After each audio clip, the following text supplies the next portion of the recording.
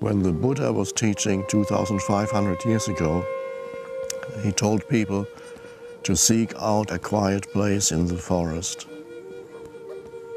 and meditate there. That was an essential part of his teaching. So nature was an essential part of his teaching.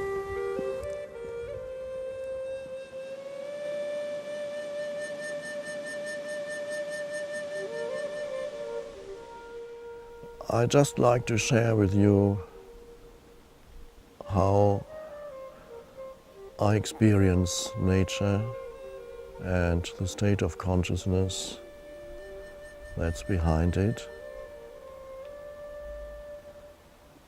And we start right now with something that I don't know whether the microphones can pick it up. We listen to the stillness that is here. Now, whether a microphone can pick up stillness, I don't know, we will see. For me, the stillness is not 100% because at the moment I have a little bit of a ringing in my right ear, but the stillness is still picked up with my left ear, and it's very deep. And in order to listen to the stillness in nature, a certain alertness is required.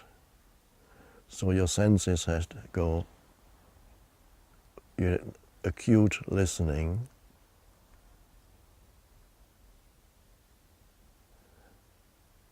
and you can combine that with looking around. So you are listening and you are watching what's around you.